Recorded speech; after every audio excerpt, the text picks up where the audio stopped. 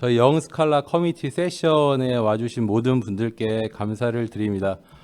저희 영스칼라 커뮤니티 세션은 우리 학회에 포함되어 있는 젊은 연구자들이 서로 교류하고 그리고 학회에 많이 참여할 수 있도록 하는 하나의 좀 우리 젊은 연구자들의 장으로 이번 학회에서 만들었고요. 그래서 많은 분들이 이제 참여를 하시면서 같이 이야기를 나눌 수 있는 좀 열린 공간이다라고 생각을 하시면 될 것 같아요. 저희가 이전부터 몇 가지 세션들을 준비를 해왔는데요.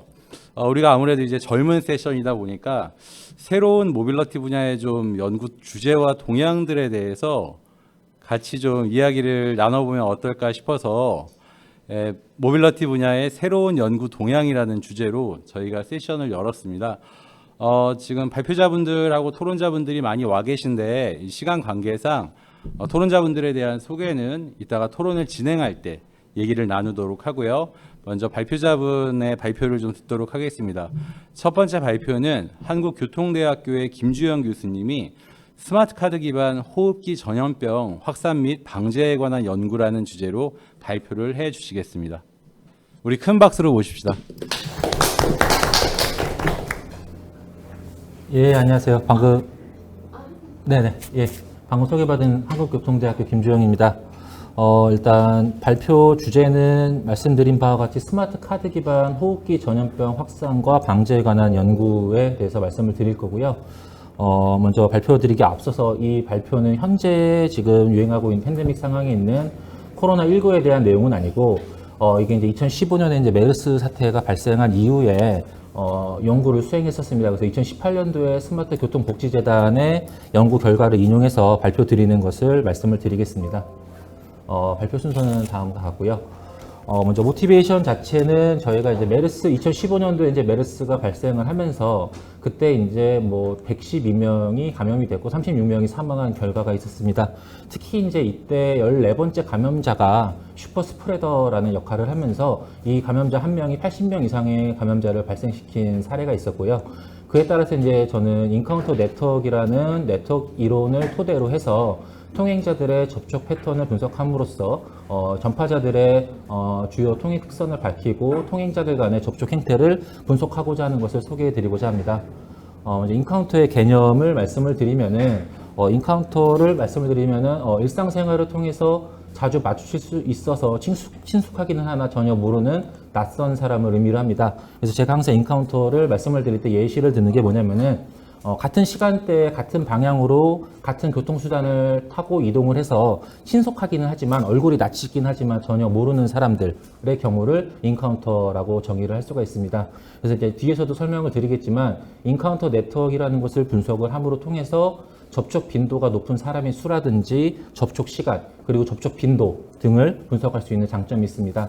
그래서 인카운터 같은 경우는 이제 사회 구성원 간의 물리적 거리나 사회적 관계 정도를 분석하는 기법이고요. 그걸 이제 감염병에다가 적용을 하게 되면은 감염병 확산 위험 지역을 설정한다든지 아니면은 감염 위험 그룹을 설정을 해서 경로 예측을 수행할 수 있는 장점이 있다고 할 수 있겠습니다. 그래서 지금까지 모티베이션을 말씀을 드렸고 연구의 배경은 먼저 이제 호흡기 전염병이 확산이 되면서 시민들이 이제 대중교통을 기피하는 현상들이 굉장히 만연해져 있고 특히 이제 대중교통 같은 경우에는 밀폐된 공간에서 동시 호흡을 하고 또 다수의 이동 수단이 되기 때문에 굉장히 대중교통을 통해서 전염병의 전파 위험이 높다고 할 수 있겠습니다. 그래서 저는 인카운터 분석을 통해서 전염병 경로를 예측을 하고 거기에 따라서 이제 효율적인 방제 시스템을 구축하는 연구를 발표하고 소개해드리고자 합니다. 연구 수행 방법은 스마트 카드 데이터와 감염자 의료 데이터, 이동 경로 데이터를 토대로 인카운터 네트워크를 분석을 하고 그리고 이제 몬테카를로 시뮬레이션 등의 이제 확산 경로를 확률적으로 분석하는 과정과 이제 활동 기반 시뮬레이션을 통해서 어떻게 보면은 대중교통 우회 경로에 대한 정보를 이용자들에게 최종적으로 제공하는 연구를 수행을 하였습니다. 단계별 구축 방안은 생략하기로 하고요. 먼저 이제 데이터 구축을 통해서 스마트 카드 통행 로고 데이터라든지 아니면 대중교통 영미 정류장 데이터를 구축을 하고요. 거기에 따라서 메르스 확산 지도, 그러니까 메르스 감염 환자의 의료 데이터와 이동 경로 데이터를 이제 구축을 하였습니다. 거기에 따라서 이제 이 슬라이드 자체가 제가 이 연구를 시작하게 된 가장 모티베이션이 됐던 슬라이드인데 일반적으로 이제 삼성 서울병원에 메르스 이제 의심 환자가 진찰을 받으러 오면서 대중교통을 타고 고속버스 터미널에 내려서 이제 지하철을 타고 삼성 서울병원으로 이동한 사례가 실제적으로 있었습니다.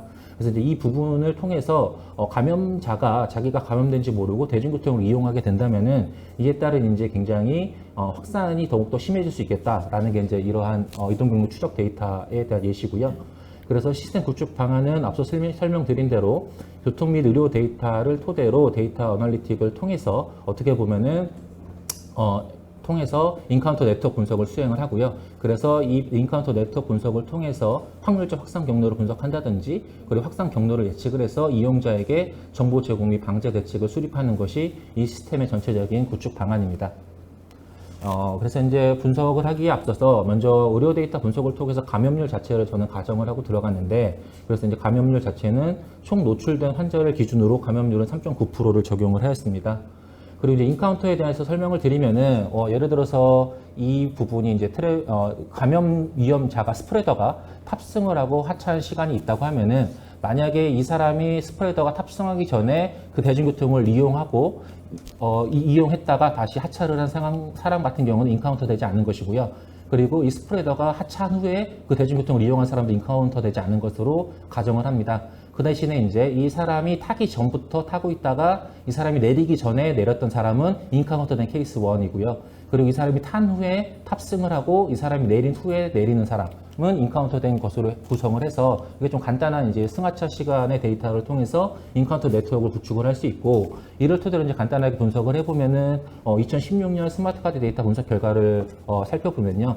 최초 감염자 한 명이 그러니까 두 개의 레그에 통행을 했을 때 1차 전파자, 그러니까 그 최초 감염자와 인카운터 됐던 사람들은 총 22명이라고 분석이 되고, 그럼 1차 전파자가 그러면 2차 전파자와 만나는 게 428명, 그리고 2차 전파자들은 3차 전파자들과 만나는 게 222만 2천 명 정도의 전파자와 만날 수 있어서 점점 더 이제 1차, 2차, 3차를 거치면서 기하급수적으로 최초 감염자 한 명이 이렇게 이제 스프레더를 시킬 수 있는 것으로 분석되었습니다. 그래서 인카운터 네트워크를 모델링하기 위해서 스마트 카드 데이터를 분석한 것을 말씀을 드리면은 대체적으로 한 명의 승객이 20명에서 30명 정도의 다른 사람과 접촉하는 것으로 분석이 되고요. 그리고 다른 승객과 보통 접촉이 되면은 20분에서 30분 정도를 접촉하는 경우가 가장 많은 것으로 이제 분석이 될 수가 있겠습니다. 이를 토대로 이제 인카운터 네트워크의 시공간 분석 결과를 살펴보면은 공간적으로 보면은 이 삼성 서울병원의 조그마한 지역에 통행을 하였지만 그것이 2차, 3차 전파로 이루어지면서 거의 대부분 이제 서울 전역으로 공간적으로 감염 위험 지역이 퍼지는 것을 볼 수가 있고요. 시간적인 분석 결과도 아침 10시에 이제 발생했던 그 사람의 통행으로 인해서 12시간이 되지 않는 시간 범위 내에서 서울 전역으로 감염 위험이 퍼지는 것으로 분석을 할 수 있습니다. 그래서 이 메르스 감염 환자의 이동 경로를 추적하기 위해서 일단 트립 체인을 구축을 하는데, 저는 이 연구에서 이제 공학적인 가정 3가지를 하였습니다. 첫 번째 가정은 대중교통 이용 시에 여러 명의 전파자와 접촉한 경우에는 접촉 시간이 가장 긴 사람에게 감염이 될 것이다 라는 가정이고요.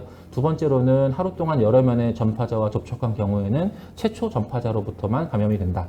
그리고 세 번째는 공기에 의한 감염은 없는 것으로 가정을 했다 라고 해서 이 3가지를 통해서 트립 체인을 구축을 하고, 그리고 이제 확률적인 확산 경로를 분석을 하기 위해서 일단 감염률 3.9%를 토대로 어떻게 보면은 이게 시뮬레이션을 위해서는 감염 분포 자체는 스팀이라는 IBM에서 이제 만든 이제 WHO에서 제공하는 질병의 감염률을 예측하는 프로그램입니다. 거기서 나왔던 이제 포화성 분포를 그대로 이용을 해서 확률적인 시뮬레이션을 수행을 했고요.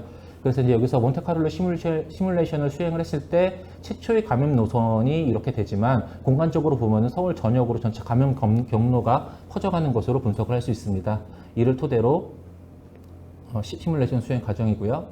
이를 토대로 이제 노선별 감염 위험 노선이라든지 아니 감염 차수별 감염자의 탑승 빈도 아니면은 감염자 탑승 빈도별 버스 노선 등을 통해서 감염 위험 노선을 저희가 골라낼 수가 있고요. 거기에 따라서 이제 활동 기반 시뮬레이션이라는 것을 통해서 확산 경로를 예측을 할 수가 있습니다. 동영상이 재생이 안 되네요. 그래서 이를 토대로 이제 이용자에게 어떠한 이제 좀 감염으로부터 안전한 경로를 제공을 해야겠다라는 이제 의도하에서 기존의 이제 대중교통 일반적인 경로 탐색 방법에서 이제 제가 고안했던 것들은 어떻게 보면 이 감염에 대한 위험성이 있기 때문에 감염으로부터 안전한 노선을 이용자에게 제공하는 개선된 경로 탐색 방법을 통해서 감염으로부터 안전한 경로를 제공하는 것을 이제 개발을 해서 구성을 했고요.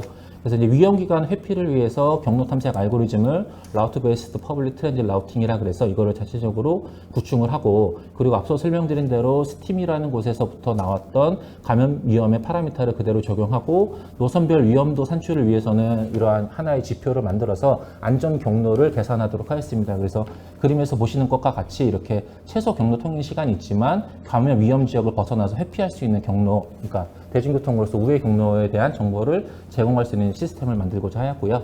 그래서 말씀드린 정류장 기반 위험도를 만드는 과정입니다. 그래서 경로별 위험도는 정류장 기반 위험도를 합산을 해서 이것을 이제 노멀라이제이션 해서 만들었다는 말씀을 드리고요. 그래서 결론적으로 보면은 이렇게 이제 자체적으로 탐색된 알고리즘을 토대로 구글의 API를 통해서 실시간으로 호흡기 관련 대중교통 정보 제공 시스템을 만든 프로그램 화면입니다. 그래서 말씀드린 대로 이렇게 이제 경로에 대해서 단계별 경로 위험도를 토대로 이제 사람들이 정류장 위험도와 경로별 위험도를 가지고 사람들이 자기가 감염병으로부터 안전한 대중교통 경로를 이용할 수 있게 이제 도와주는 시스템이고요. 경로탐색 사례원을 보시면은 보시다시피 이제 출발지와 목적지를 입력을 하면은 이 감염병 자체가 발생한 경로입니다. 그래서 최소 시간 경로를 제공함과 동시에 이제 최소 감염 경로, 그러니까 감염으로부터 좀 안전한 경로를 다시 제공해 줄 수 있는 경로 탐색 알고리즘이고요. 그리고 시간적으로도 뭐 오전 시간대의 최소 감염 경로라든지 오후 시간대의 최소 감염 경로를 예측을 해서 사용자에게 이것을 제공할 수 있는 경로 탐색 사례 화면을 보이고 있습니다. 결론 부분입니다. 먼저 본 연구에서는 이제 호흡기 전염병 확산으로 인해서 대중교통 이용객들이 굉장히 이제 감소됐고 기피 현상이 발생이 됩니다. 그래서 이제 스케일 프리 네트워크 이론을 토대로 이제 허브 역할을 하는 교통 시설과 이제 슈퍼 스프레더 간의 역할을 하는 통행자 간의 관계를 분석해서 방제 방안을 강구했다는 게 본 연구의 요약이 되겠고, 그리고 이제 어떻게 보면은 교통 분야에서 네트워크 분석이나 교통 데이터 활용을 이용을 해서 전염병 확산 관리를 위한 교통 분야 중심의 연구를 시도했다는데 연구의 의의가 있다고 하겠습니다. 그래서 이제 후속 계획으로는 이제 한국형 스팀이라는 것을 개발을 해서 감염병이 발생을 했을 때 그 특정 지역의 뭐 학교에 대한 뭐라 그러죠? 학교의 폐쇄 여부나 뭐 학교의 뭐 출퇴근 여부 등의 이제 정책적인 판단을 할 수 있는 어느 정도 근거가 될 수 있는 시스템으로 개발하는 게 이제 후속 연구의 개요라고 할 수 있겠습니다. 네, 이상 발표를 마치겠습니다. 감사합니다.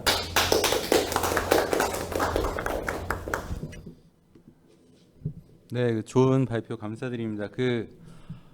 시간도 잘 맞춰 주셨고요. 근데 이제 좀 양해를 구할 게 이제 아마 방송을 들으시는 분들에게 좀 양해를 구하는 건 사실 지금 김주영 교수님이 이제 발표 자료를 멋지게 잘 만들어 주셔서 이제 발표를 하셨는데 이게 그 자료에 대한 저작권 문제가 있어서 자료 화면은 사실 지금 방송으로는 공유가 되고 있지 않으니까 그런 부분들에 대해서는 저희 위원회나 아니면 김주영 교수님을 통해서 연락을 하면 혹은 학회로 연락을 하면 저희가 해당하는 자료들을 보내드리는 협조들을 해드릴 수 있도록 하겠습니다. 다음으로 이제 명지대학교의 박호철 교수님이 안전한 자율주행 환경 구축을 위한 향후 연구 이슈에 대해서 발표를 드리도록 하겠습니다. 말씀드린 대로 이제 화면이 안 나오고 카메라가 이제 송출이 되니까 카메라를 좀 보시면서 이 시청자들과 아이 컨택을 해주시면서 진행해 주시면 좋을 것 같습니다. 큰 박수로 모시겠습니다.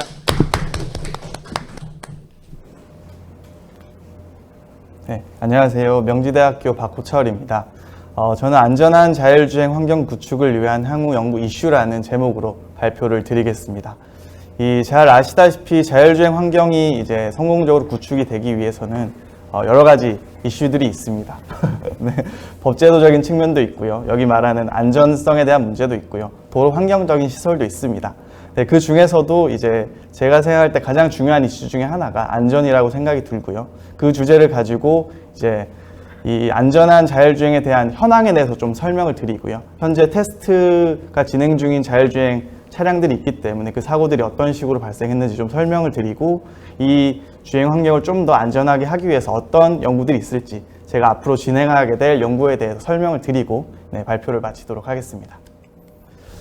네, 먼저 이 자율주행에 대해서 항상 먼저 이슈를 얘기하게 되면은 그러면 그래서 도대체 이 자율주행 차량이라는 게 언제 도입되고 언제 시장 점유율이 높아질까에 대한 궁금증을 가집니다. 그래서 제가 이 두 가지 이제 차량 자동화 레벨에 따라서 두 가지 좀 그래프를 그려봤습니다. 어떤 그래프냐 하면요. 이 기존의 많은 이 리서치 그룹이랑 그리고 컨설팅 회사들에서 이 자동화 단계 3단계, 4단계를 중점으로 해서 예측을 많이 했습니다. 언제 도입이 될 것이고 시장 점유율이 언제까지 어떻게 될 것인가에 대한 예측인데요. 이 그림을 볼 수 없어서 좀 제가 설명을 드리겠습니다.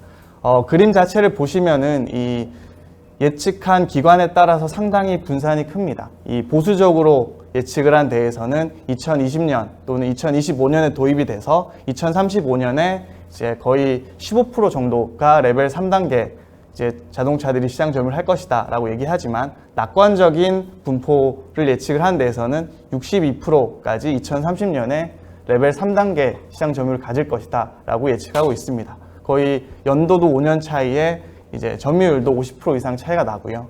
4단계를 보시게 되면 또 좀 더 큰데요. 이 보수적으로 예측한 데에서는 이제 2035년에 10%도 안 되는 점유율을 가지게 될 거라고 예측을 하지만 낙관적인 예측은 거의 70% 가까이를 가질 거다 예측을 하고 있습니다. 즉 이제 예측되는데 이제 미치는 여러 가지 요인이 있을 텐데요. 앞서 말씀드린 법제도도 그렇고요. 차량적인 부분 그리고 이제 도로 환경적인 부분이 있는데 결국은 이 안전성 문제가 가장 중요하다고 생각을 합니다. 그래서 지속적으로 지금 자율주행 차량에 대한 테스트 베드에서 이 실험 주행이 이루어지고 있는데 지속적으로 사고가 발생하고 있거든요. 이런 점들이 이런 예측에 대한 결과를 좀 좌우하지 않을까 생각을 합니다. 그래서 어떤 사고들이 있을까 좀 살펴보면요. 일단 사진을 보시면 좋을 텐데 일단 지속적으로 자율주행 차량 사고가 발생하고 있습니다.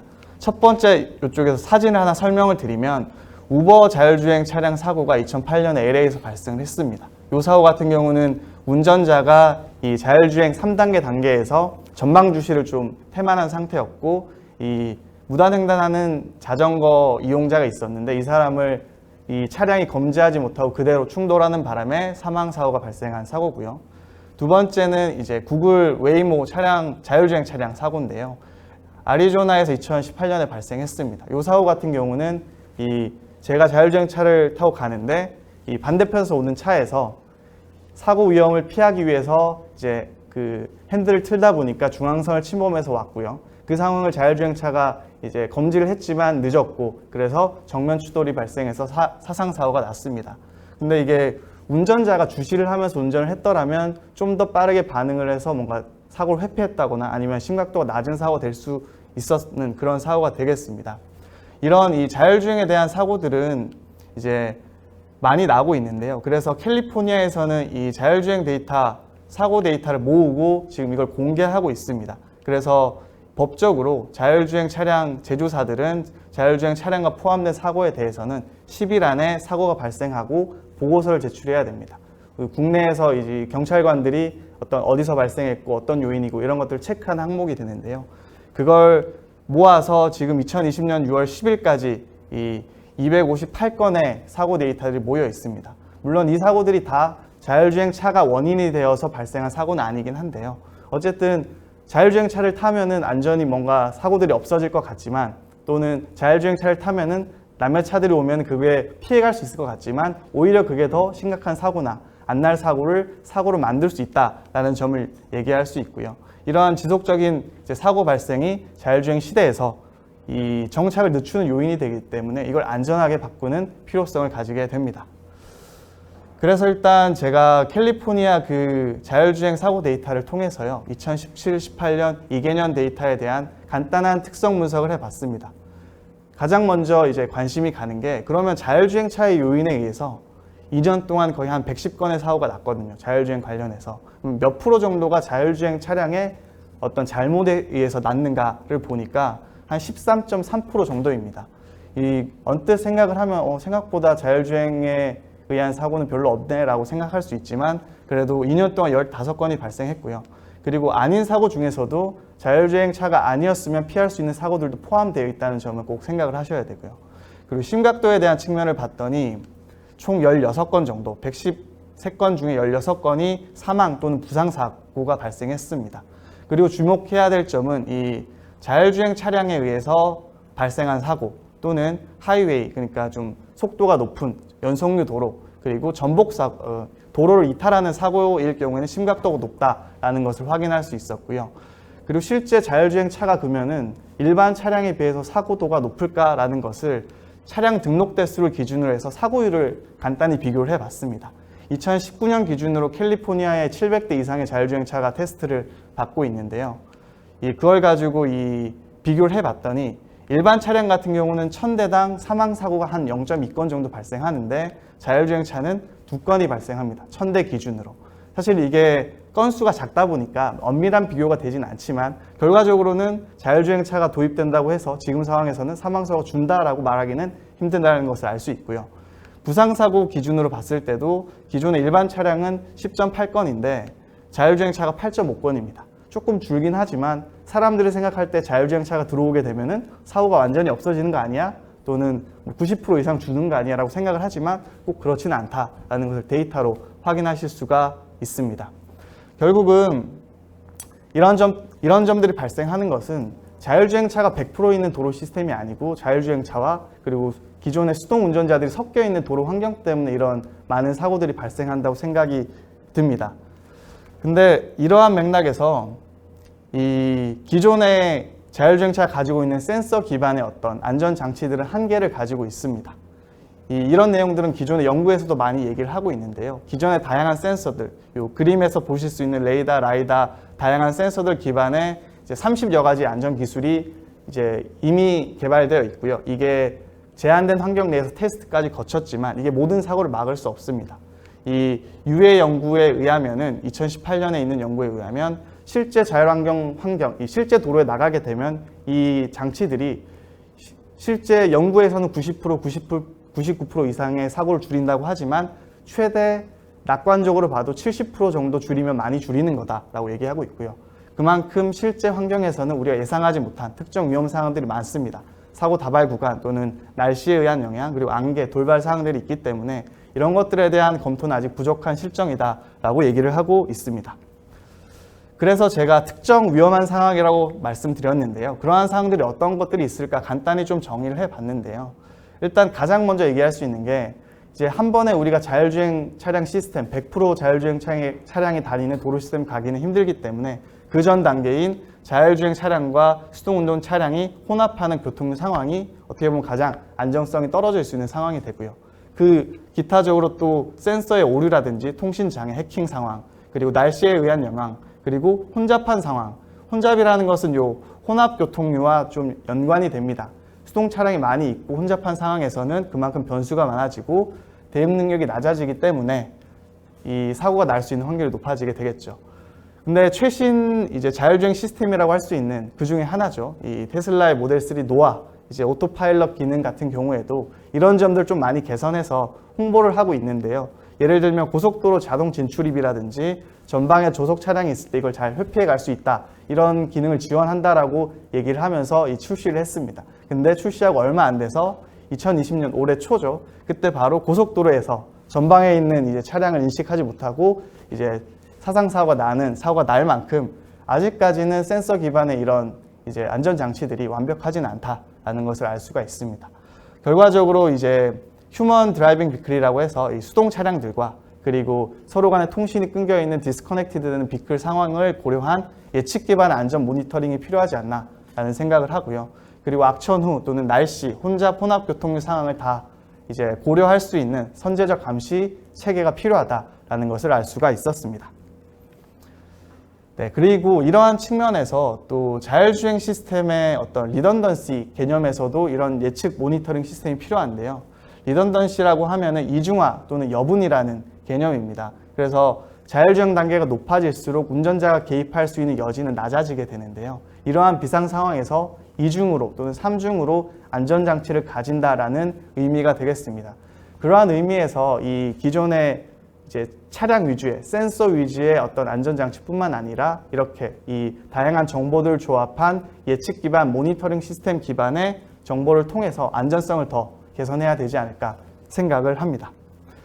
이러한 배경 속에서 제가 이제 진행하려는 연구를 간단히 소개해 드리겠습니다. 일단 연구의 목적은 이 오토노머스 비클 플러스 이제 서로 V2X가 되는 커넥티드 상황의 비클에서 이 교통 상황 위험도를 예측하고요. 그리고 사전에 대응할 수 있는 실시간 차량 안전 모니터링 그리고 의사결정 프레임워크를 개발하는 것을 목적으로 연구를 진행하고자 합니다. 이 연구는 수동 운전 차량이죠. 휴먼 드라이빙 비클 그리고 디스커넥티드 된 비클까지를 포함하는 상황을 고려하게 되고요.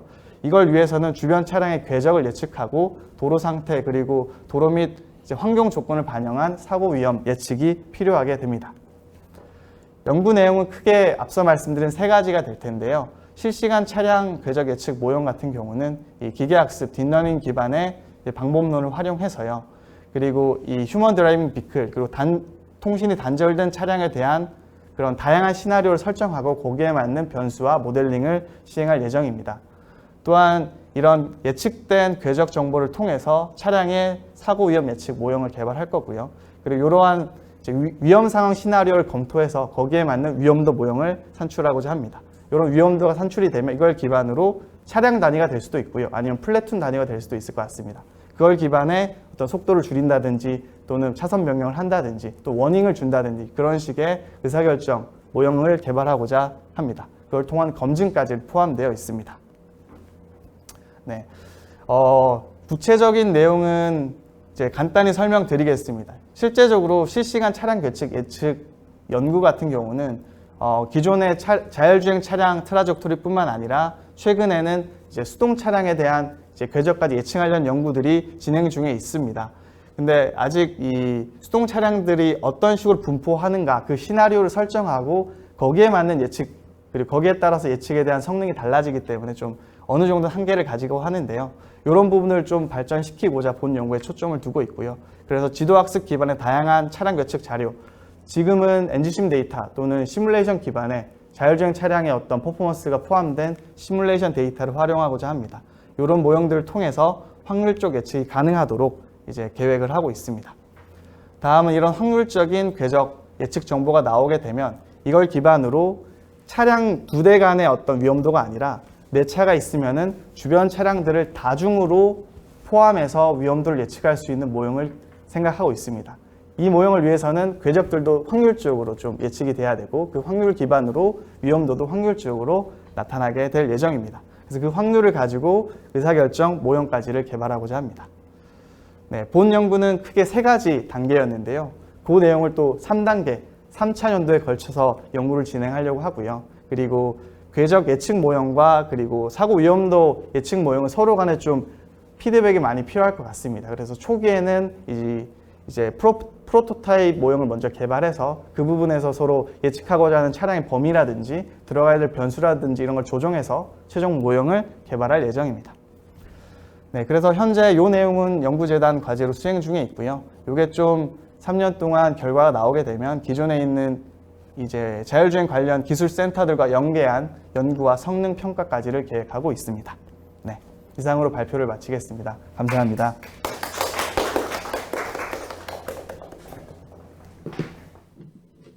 네, 좋은 발표 감사드립니다. 예, 두 분의 발표가 끝났고요. 이제 두 분의 발표가 더 남았습니다. 다음으로는 이제 우리 충북대학교의 송태진 교수님이 증거 기반 의사결정 지원 체계 구상 및 방향에 대해서 발표를 해 주시도록 하겠습니다. 예, 큰 박수로 모시도록 하겠습니다.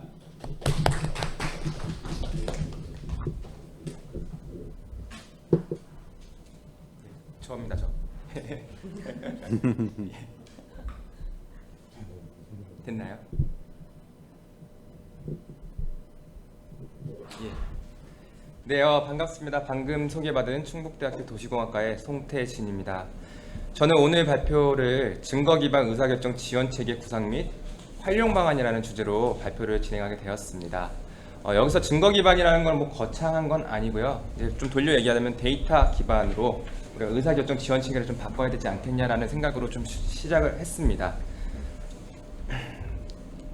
오늘 발표의 목차는 다음과 같습니다. 첫 번째는 배경에 대해서 설명을 드리겠고요. 두 번째는 증거기반 의사결정 체계가 무엇인지에 대해서 저의 정의를 말씀드리겠고요. 세 번째는 구축 사례에 대한 문헌 고찰, 네 번째는 구상, 마지막으로는 활용 방안에 대해서 설명을 드리겠습니다. 첫 번째는 배경입니다. 여러분들 다 아시겠지만 기존 의사결정 체계 과정에서는 전통적인 4단계의 교통수요 예측 모형을 사용하고 있습니다. 저희가 5년마다 수행하는 국가교통 조사에서 저희가 설문조사 기반으로 여객통행 실태조사를 실시하고 있고요. 거기에 이제 다양한 데이터들을 통해서 저희가 주관적인 데이터를 구축한다고 할 수 있습니다. 여기서 주관적이라는 의미는 뭐냐면 전수화된 데이터에 비해 샘플 사이즈가 5% 미만의 데이터를 저희가 확보하고 있기 때문에 전문가의 의견이 담겨 있는 데이터라고 볼 수 있을 것 같고요. 이러한 데이터를 통해서 결국에는 교통 수요 예측을 하게 되고 타당성 조사를 거치게 되면서 이동성 기반의 조사와 편익 추정에 한정되어 있는 조사를 통해서 교통 인프라 투자를 하고 있고 그에 따른 의사결정을 진행한다고 보시면 되겠습니다. 자, 그럼 이제 반대대로 배경에서 이제 증거 기반의 의사결정의 과정 및 정의에 대해서 설명을 드려볼 텐데요.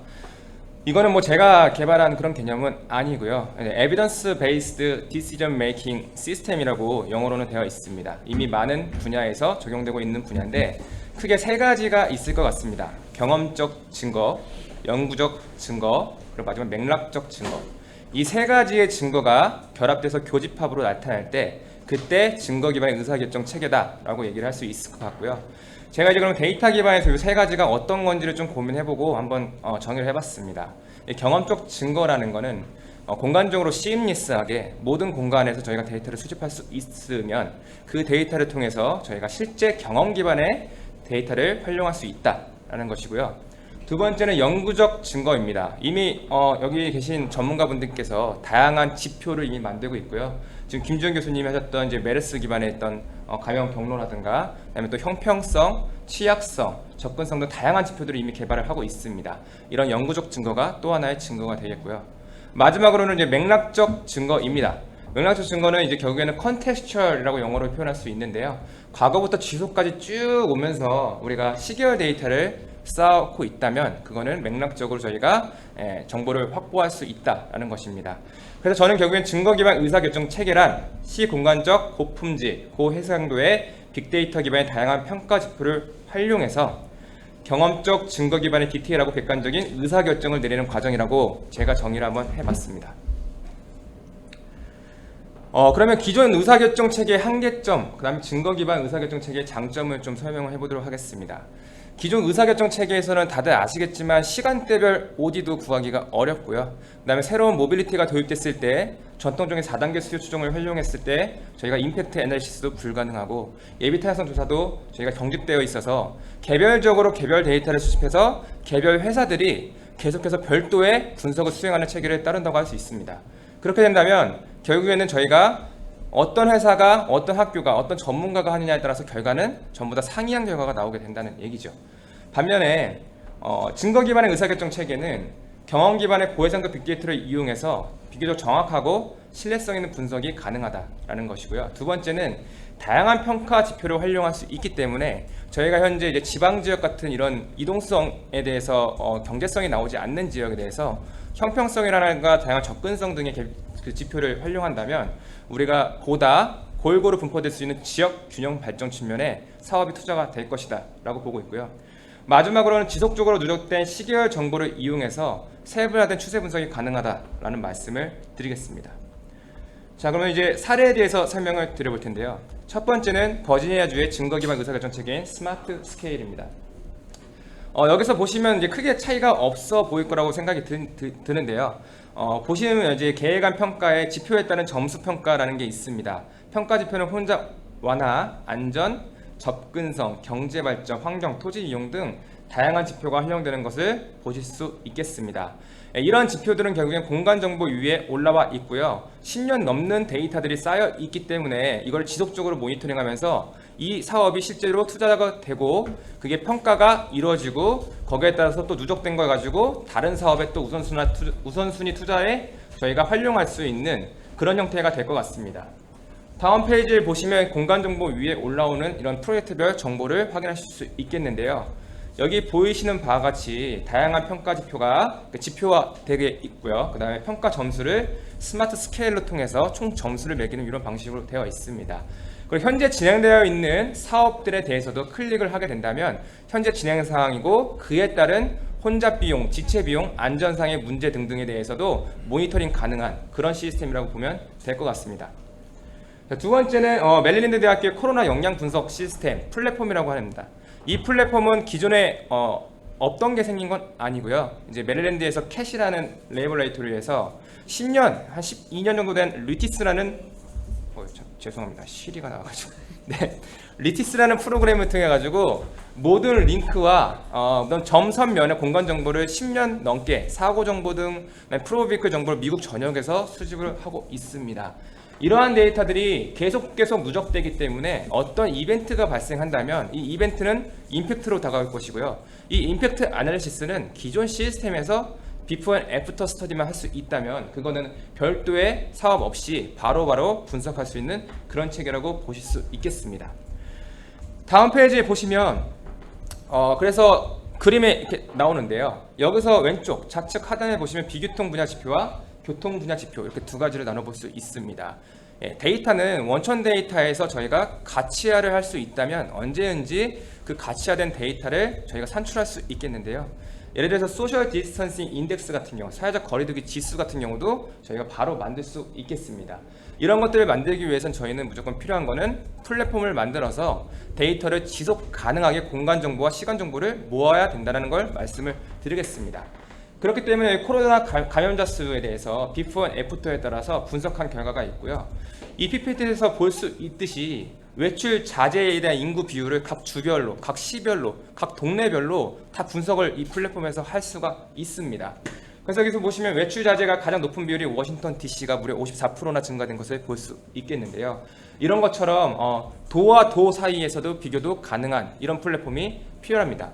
이런 플랫폼을 통해서 결국엔 저희는 현상에 대한 발빠른 이해가 가능하고요. 이 발빠른 이해를 통해서 결국엔 저희가 시기적절한 정책의 의사결정을 지원할 수 있을 것이라고 생각을 하고 있습니다. 자, 그러면 세 번째로 이제 의사결정 체계로 넘어가 보겠습니다. 이 PPT에서 말씀드리는 건 어떤 체계보다는 가용되면 증거 기반 의사결정이 위치가 어디냐라는 걸 좀 말씀을 드리고 싶습니다. 제가 보면은 PPT에 위에서 아래로 내려오는 거는 이제 과거에서부터 컨벤셔널에서부터 더 스테이트 오브 아트로 이렇게 내려오는 이제 시간적인 흐름으로 보실 수 있을 것 같고요. 왼쪽에서 오른쪽으로 가는 거는 의사결정 체계의 순서라고 보시면 될 것 같습니다. 첫 번째는 이동 패턴을 저희가 아이덴티피케이션 하고요. 두 번째는 이동 패턴이 확인된 것을 통해서 분석 및 예측을 하게 됩니다. 결국에는 이 예측된 정보를 가지고 저희는 교통 계획을 수립하게 될 것이고요. 그 다음에 의사결정을 통해서 최근에 역량 분석까지도 갈 수 있는 이런 체계가 저는 크게 5가지의 의사결정 체계로 보는데요. 결국에는 데이터라든가 분석 및 예측 모형은 다양한 연구자들이 다양하게 만들게 될 것입니다. 그러면 제가 생각하는 증거 기반 의사결정 체계는 어디냐? 바로 이 교통 계획을 수립하는 단계부터 이 모니터링 체계가 필요하다고 볼 수 있을 것 같습니다. 이 하단에 있는 그림을 보시는 바와 같이 이미 미국에서는 예를 들어 리커링 바틀렉 애널리시스 같은 게 바로바로 됩니다. 그래서 10년 전 데이터까지 다 통해서 하기 때문에 이게 누적돼 가지고 어디가 바로 막히는지를 저희가 확인할 수 있고요. 여기서 발생되는 실시간의 지체까지도 분석이 현재 가능한 상황입니다. 그렇기 때문에 이런 증거 기반 의사결정 체계가 앞으로의 미래 방향에서 상당히 중요하다라는 말씀이 드리고요. 이게 이제 최종적으로 끝나게 되면 인공지능 기반의 교통관리 및 계획이 쌓인 데이터를 통해서 가능할 것이라고 생각을 합니다. 그러면 이제 증거 기반의 의사결정 지원 시스템 크게 4가지로 보겠는데요. 첫 번째는 이제 로우 데이터를 우리가 양질 데이터를 확보한다. 두 번째는 인덱스 애저 서비스라는 표현을 쓰겠습니다. 빅데이터를 시공간적으로 축적을 해서 정보의 신뢰성을 확보한다. 세 번째는 애널리틱스 애저 서비스라고 해갖고 다양한 이제 데이터들이 모여서 지표를 만든 걸 통해서 예를 들어서 운전자 피로도에 대한 분석이라든가 접근성 분석이라든가 다양한 분석들을 통해서 어떤 활용도에 따라서 어떤 분석 지표를 만들 수 있고 그걸 통해서 저희가 시스템화 시킬 수 있다. 그 다음에 이제 의사결정 체계가 올 거고요. 의사결정 체계가 끝나게 되면은 최종적으로 저희가 이용자 맞춤형 솔루션을 제공해 줄 수 있다라고 저는 볼 수 있습니다. 그래서 요 1년의 체계를 저는 GIS 기반의 모빌리티 플랫폼 형성이라고 하고요. 플랫폼 애저 서비스라고 명명하겠습니다. 그래서 지속 가능한 평가 체계를 갖는 것이 저의 미래 비전이라고 생각합니다. 그러면 이제 이걸 어떻게 우리가 구상해서 개발할 것이냐에 대한 설명입니다. 저는 크게 단기적 구상과 장기적 구상으로 나눠봤습니다. 단기적 구상에서는 증거 기반 및 데이터 중심의 분석 평가 체계 구축을 통해서 실증적 정책을 수립하겠다. 지역 균형 발전 분석 모드 체계를 구축하겠다는 것입니다. 현재 수집되고 있는 내비게이션 데이터, 모바일 데이터, 대중교통 카드 데이터 등등은 전국에 고루 분포되어 있는 데이터입니다. 여러분들 아시겠지만 현재 기초지자체 한 160여 개 정도 되는 지자체에서 ITS 시스템을 갖추고 있는 도 또는 시는 한 40여 개 정도의 지자체에 한정되어 있습니다. 그 나머지 지자체는 결국에는 ITS 시스템조차도 없어서 실제 어디로 가고 어디로 오는지 교통량, 속도, 밀도조차도 모르고 있는 상황입니다.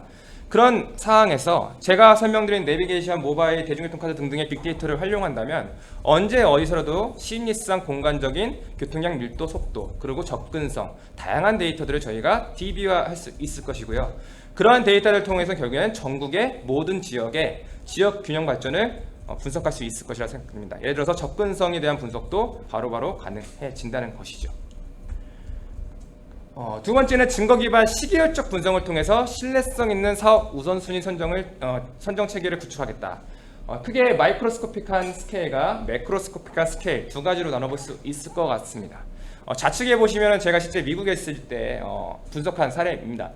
HOV 레인이 도입 전, 도입 후를 분석해 보면은 실제 시간대별로 이제 혼잡한 속도에 대한 분포들을 비교했을 때 좌측과 우측의 명백한 그림에 대한 차이를 보실 수 있겠는데요. TTI를 분석해 보면 월등히 HOV 도입 후에 낮아지는 것을 육안으로 확인할 수 있고요. 그 밑에 보시면 지체 비용이 차량당, 사람당 나오게 됩니다. 그래서 실제 HOV를 도입했을 때 전과 후가 명백하게 비교가 되고요. 이는 지체 비용이 얼마나 감소됐는지 도입 효과를 바로 분석할 수 있는 체계라고 할 수 있습니다. 매크로 측면에서 봤을 때는 결국엔 시계열적 분석입니다. 그래서 지금 보시는 바와 같이 서울시의 혼잡 구간 비율의 시계열적 변화를 보실 수 있겠습니다. 그래서 14년도에 서울시의 혼잡 구간 비율은 19.47%였는데 2016년도에 22.78% 상승되는 것을 볼 수 있습니다. 이렇게 증거 기반의 의사결정 지원 체계를 구축한다면 여러분들이 별도의 작업 없이 바로바로 어디가 어떻게 혼잡이 성장되는지를 육안으로 확인하실 수 있고 데이터를 뽑아서 분석으로 확인하실 수 있습니다. 자, 세 번째는 교통 빅데이터 다수단 분석을 위한 통합 모빌리티 의사결정 체계를 구축해야 된다. 저희가 현재 마스라고 하는 이제 국내에서 있는 것들은 주로 이제 페이먼트를 전자적으로 통합하는 시스템에 포커스를 맞추고 있습니다. 물론 그게 첫 번째 단계이고 가장 중요한 단계입니다. 제가 생각하는 다음 단계는 뭐여야 되냐면 지금 현재 별도로 수집, 구축, 관리되고 있는 개개인의 정보를 동일 공간의 정보상에서 보행, 자전거, 버스, 그다음에 자동차 모든 것들을 점선면의 GIS에 표준화시켜서 올려놓는 작업이 필요합니다. 이 작업이 네트워크가 분석이 된다면 그 다음부터는 저희가 리얼타임의 인포메이션을 정보를 제공할 수 있을 것 같습니다. 예컨대 지금은 환승이 공유 차량과 자전거와 서로 연계되지 않습니다. 하지만 지금 같은 네트워크를 구축하게 된다면 그런 환승 정보까지도 저희가 산출이 되고 결국엔 그거는 이용자 맞춤형으로 마스를 구축할 수 있는 의사결정 지원 체계를 구현할 수 있다라는 생각이 듭니다. 장기적인 구상입니다. 장기적인 구상에서는 결국엔 시계열적 분석을 기반으로 한 미래 예측 체계 구축이 되겠는데요. 지금 PPT에 보시면 이제 좌측에 구글맵이 있습니다. 이건 제가 이제 미국에서 수행했던 연구 결과인데요. 여기 보시면 이제 점들을 제가 이렇게 찍어놨는데 이 점을 실제로 찍으면 이 프로그램 안에 여기에 지금 보면은 차로별로 이제 속도상이라든가 교통량이라든가 이런 것들이 이미 단연간의 DB를 구축해서 넣어놓은 상황입니다. 구글 맵에서 찍기만 하면은 이렇게 분석 체계가 바로 수행이 되는 게 이제 되고요. 거기에 들어오는 확률적 변수는 교통 수요, 워크존, 교통사고, 기상상황 등 다양한 것들에 대해서 이미 통계화돼서 여기 안에 데이터베이스화 되어 있다라는 것입니다. 결국엔 이러한 데이터들은 이 다음 페이지에 보시는 바와 같이 월화수목금토일 그다음 1월부터 12월까지의 팩터들로 정리를 해볼 수 있을 것 같고요. 여기에 대한 표준 편차라든가 다양한 통계적인 변수들을 다 집어넣은 다음에 몬테카를로 시뮬레이션을 통해서 월요일부터 금요일까지 사고 나는 변수들을 선정해서 클릭만 한다면 언제 어디가 막히는지 1년치 데이터의 분석을 통해서 저희가 총 지체 비용이라든가 이 도입 효과에 대한 분석을 할 수 있을 것이라 생각됩니다. 그래서 결국에는 이런 증거 기반의 시뮬레이션을 개발해서 문제를 진단하고 향후로 예측하는 것이 이 증거 기반 의사결정 체계의 장기적인 비전이라고 생각이 듭니다. 이제 마지막 페이지로 가서 활용 방안입니다. 뭐 다들 이미 설명한 바대로 아시겠지만 이런 데이터들이 모여진다면 저희가 개별 링크 분석뿐만 아니라 통행 패턴 분석, 시서 접근성부터 오디 통행력 분석, 다양한 분석을 통해서 저희가 여기 지금 활용 방안이 나와 있는 9가지 이상뿐만 아니라 더 많은 것들의 활용 사례로 저희가 피부적으로 느낄 수 있을 것이라고 생각됩니다. 지금까지 경청해 주셔서 감사합니다.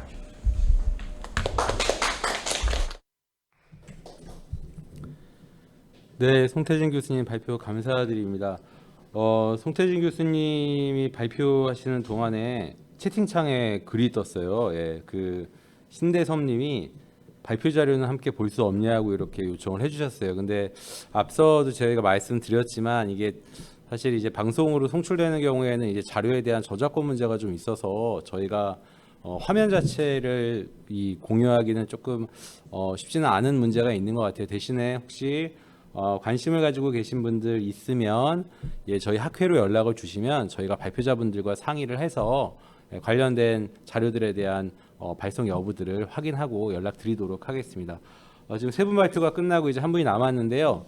지금 세 분 발표 들으셔서 알겠지만 되게 발표 잘하시죠? 예, 사실 최근에 좀 임용되신 교수님들이라서 되게 말씀도 잘하시고 인물도 훤칠하시고 해서 저희가 막간을 이용해서 잠깐 우리 교수님들 좀 소개를 좀 부탁을 드려보려고 해요. 뭐 노윤아 박사님은 발표하실 때 본인 소개 잠깐 해주시면 좋을 것 같고 우리 김주영 교수님부터 잠깐 짧게 본인에 대한 소개와 연구 분야 간단하게 좀 얘기해 주시면 좋을 것 같아요.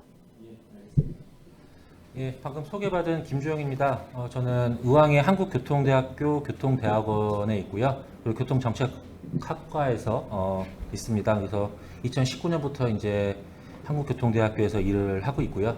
저는 주된 이제 전공은 교통계획 측면이고 뭐 교통 수요 분석이나 타당성 분석이 주요 전공입니다. 네, 감사합니다.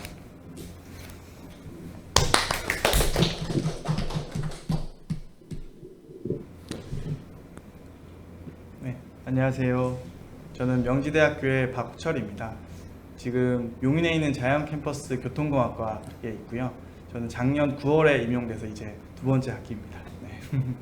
그렇고 제 전공 분야는 이제 교통 운영 안전 쪽 과제를 많이 하고요. 그리고 데이터 기반의 여러 가지 분석들을 많이 하고 있습니다. 네, 이상입니다. 감사합니다.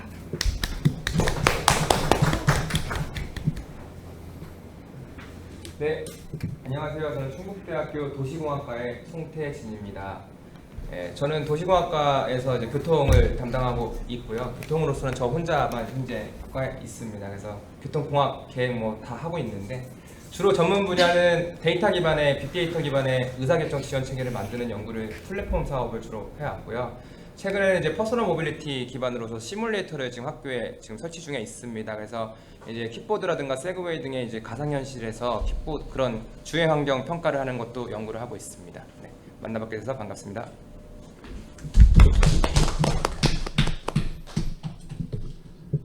네, 그 세 분 발표 잘 들으셨죠? 예, 뭐 굳이 저는 카메라 안 비추셔도 되고요. 이제 마지막으로 우리 한국해양교통안전공단이라고 기관 소개도 좀 같이 박사님 좀 해주시면 좋을 것 같고요. 노윤아 박사님께서 해양교통안전이라는 어떻게 보면 우리 교통학회에서는 좀 많이 다루지는 않았던 새로운 분야라서 한번 재미있게 좀 소개를 좀 부탁드려 볼 수 있을 것 같아요. 예, 큰 박수로 모시겠습니다. 네, 안녕하세요. 저는 한국해양교통안전공단의 해양교통 빅데이터실의 노윤아 책임연구원입니다. 방금 저희 저장님께서 말씀하셨듯이 저희 교통학회 분들께서는 아마 해양교통 쪽에서는 생소하신 분이 많지 않을까 싶습니다. 그리고 또 저희 이번에 YSC 특별 세션의 주제가 또 새로운 모빌리티에 대한 또 향후 과제이기 때문에 저희 공단에서 하고 있는 이 해양교통 안전에 대한 부분을 좀 저희 공단 소개와 함께 드리고 그리고 많은 교통의 연구자분들께서 이 해양교통에도 많이 관심을 가져주시고 그리고 그 연구를 좀 활발히 좀 해주십사 이제 당부드리고자 이 자리에서 발표를 맡게 되었습니다. 오늘 발표의 주제는 해양교통 안전의 현재와 미래로 잡았습니다. 그래서 현재 이제 해양교통 분야에서 지금 안전 분야에서 되고 있는 상황과 그리고 제가 생각하고 있는 향후 연구 과제에 대해서 간략하게 말씀을 드리겠습니다.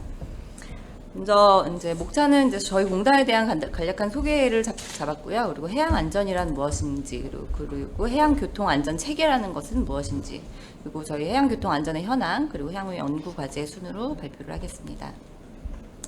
저희 공단 소개를 잠깐 먼저 드리면 저희 설립 근거는 이제 한국해양교통안전공단법입니다. 그래서 설립된 지는 한 40년이 지났지만 저희가 선박안전기술공단으로 쭉 있었고요. 그리고 2014년 세월호 사고 이후에 저 해운조합의 이제 연안 여객선의 안전운항 관리 업무가 이제 이관이 되면서 2019년 작년 7월부로 이제 한국해양교통안전공단으로 새롭게 출범을 했습니다. 그래서 설립의 목적은 해양사고 예방을 위한 사업, 그리고 해양교통 체계에 대한 운영 관리 지원, 그래서 이제 해양교통 안전을 확보하는 것을 이제 설립 목적으로 가지고 있습니다. 그래서 저희가 이제 작년에 새로 출범된 공단이다 보니까 조직도 이제 좀 많이 바뀌었는데요. 그 전에 없던 이제 교통안전본부가 새로 생겼습니다. 그래서 이 교통안전본부에서 교통안전 정책, 그리고 평가, 그리고 예방에 대한 사업, 그리고 제가 속해 있는 빅데이터실, 이렇게 이제 사업들을 진행을 하고 있고요. 그리고 공단에 이제 총 본부를 제외하고 총 18개의 지사에서 각종 선박에 대한 전체 검사에 대한 업무와 그리고 11개 운항센터에서 여객선에 대한 운항 관리 업무를 맡고 있습니다. 저희 공단에서 하고 있는 검사 대상 선박은 전체 국내에 있는 등록 선박이 한 10만여 척 되는데요. 그 중에 한 98%인 9만 8천 척 정도를 저희 공단에서 모두 검사를 하고 있습니다. 그 중에 이제 대부분이 이제 66%가 어선이고요. 그리고 그 외가 일반선과 수상 레저기구가 를 차지하고 있습니다.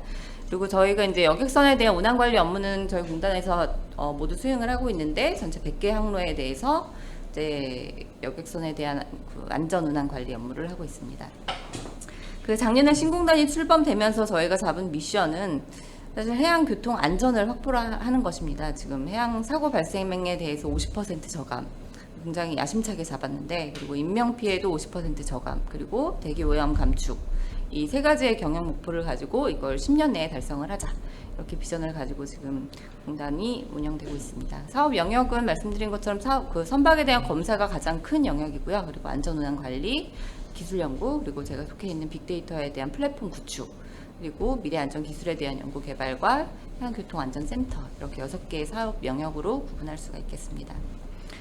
그럼 이제 별로 익숙하지 않으신 해양교통 체계와 해양교통 안전 체계에 대해서 간략하게 말씀을 드릴 텐데, 제가 맨 처음에 이제 해양교통 쪽으로 갔을 때 사실 항공 쪽이랑 좀 비슷하다는 생각을 많이 했었습니다. 그래서 일단 항만을 기준으로 해서 항로가 구성이 되어 있고요. 이 항로에 이제 교차로도 있습니다, 사실은. 그래서 이제 일반선 같은 경우에는 이 항로를 기준으로 이제 운행이 되고 있고, 그 외에 여기 보시는 바와 같이 어업구역이라든지 레저 선박들이 있는 레저구역, 그 외에 또 이제 다른 구역들로 구분이 되어 있습니다. 그래서 이 VTS라는 선박 관제를 통해서 그 선박의 위치를 모니터링 하고요. 그거는 이제 해경이라든지 해수부에서 관리를 하고 있습니다. 그래서 이런 식으로 이제 해양 교통이 이루어지고 있고, 그리고 이제 많은 분들이 물어보시는데, 이렇게 넓은 바다에서 해양 교통이라는 것이 어떤 의미가 있겠습니까? 이렇게 말씀들을 많이 하십니다. 근데 이제 이거는 제가 머린 트래픽이라는 곳에서 이 AIS라고 이제 국제 항해를 하고 있는 선박, 그리고 10톤 이상의 어선, 그리고 여객선엔 이제 위치 추적 장치가 달려 있는데, 거기에 있는 것들을 가지고 이제 현재 실시간으로 교통 정보를 볼 수가 있습니다. 보시면 그렇게 이렇게 교통이 필요한 상황이죠. 그래서 그렇고, 이제 제가 부산 지역으로 이거를 제안해서 봤을 때 여기 이렇게 라인이 보이는 게 보이실 겁니다. 이게 이제 항로 위주로 이제 이 선박들이 운행이 되고 있는 것들이 있는데요. 그래서 해양교통이라는 그 컨셉 자체가 도입이 된 지 얼마 되지 않았고, 그리고 해양교통에 대한 체계를 잡아가는 중이고, 특히 해양교통 안전체계에 대해서도 지금 구축을 하는 중이기 때문에 이 부분에 대해서도 이제 많은 관심이 필요한 상황입니다. 그리고 또 하나 지금 큰 이제 국가 R&D 과제로 진행되고 있는 것이 이내비게이션이라는 과제입니다. 이거는 이제 저희 LTM망이라고 해서 초고속 무선 통신망을 이용해서 해상 100km까지 이제 무선 통신을 활용해서 위치 정보를 1초 단위로 수집을 해서 안전 항해를 돕고자 하는 과제가 지금 1,300억 정도로 해서 R&D 과제로 진행이 되고 있고요. 그리고 올해 12월에 구축 예정입니다. 요거를 통해서 지금 제공하는 서비스는 총 6가지가 있는데, 실제로 이제 한국형 이내비게이션이라고 부르는 스마트 내비게이션은 국제 해사기구 IMO에서 권고를 하고 있는 6개의 이 서비스 플러스, 그리고 저희 넌솔러스 선박이라는 소형 선박인데요. 소형 선박과 LTM망을 접목한 스마트 내비게이션이라는 이름으로 지금 현재 구축 중입니다. 그래서 공단에서 생각하고 있는 해양교통 안전 체계라는 것은 무엇인가를 말씀을 드리면, 실질적으로 지금 여기 이제 계획하는 부분, 실행하는 부분, 그리고 체크하는 부분들에서 여기 이 노란색으로 칠해져 있는 부분들은 기존에는 없던 업무들입니다. 근데 일단 선박 검사라든지 운항 기존의 업무뿐만 아니라 그 유관기관의 정보들을 저희 플랫폼에서 받아와서 원인을 분석하고 정책을 제안해서 새로운 검사 기준도 개발하고, 그리고 특히 사고 예방 및 대응하고 안전 문화를 조성하는 이런 부분들을 통해서 사고를 저감하는, 그리고 피드백을 받는 이런 이제 체계를 구축을 했습니다. 그래서 해양교통 안전에 대한 현황을 간략하게 말씀을 드리면, 실제로 제가 다른 교통 도메인들이랑 좀 비교를 해봤습니다. 그래서 항공과 철도, 도로, 그리고 해양에 대해서 비교를 해봤는데, 다른 교통 섹터에 비해서 이제 해양교통의 해양사고가 굉장히 많이 크게 증가하는 것을 보실 수가 있을 겁니다. 이게 2014년부터 18년까지의 자료인데 19년에 또 한 300건 정도 더 증가를 해서 굉장히 가파르게 상승을 하고 있습니다. 특히 2014년 세월호 사고 이후에 사고 접수에 대한 부분들이 굉장히 활성화가 많이 돼서 사고 접수가 굉장히 많이 늘어나고 있고, 그리고 이 부분들에 대한 저감이 지금 대책이 아주 시급한 상황입니다. 특히 해양 같은 경우에는 환경에 대해서도 굉장히 밀접하고, 그리고 또 그 인명피해가 발생하는 경우에는 실종자에 대한 수색 부분들도 같이 들어가기 때문에 이 해양사고 건당 사고 비용에 대한 그 비용적인 측면도 굉장히 크다고 볼 수가 있습니다. 해양사고 종류도 별로 익숙하지 않으실 텐데, 해양 그 사고 종류는 전체 12개 정도의 유형으로 나뉩니다. 그 중에 대표적인 것이 이제 충돌, 저희 교통에서, 육상에서도 많이 쓰이는 거죠. 충돌, 그리고 접촉, 침몰, 좌초, 전복, 화재 폭발 등, 그리고 안전사고라는 것도 있는데요. 그러니까 해양은 일단 이동수단이면서 특히 어선의 경우는 조업을 같이 하는 공간이기 때문에 사실 그 두 가지의 측면에서 이제 사고들을 모두 접목해서 봐야 합니다. 그래서 안전사고 같은 경우에는 조업 중에 발생하는 그 사고들을 안전사고로 많이 이제 묶어서 구분을 하고 있습니다.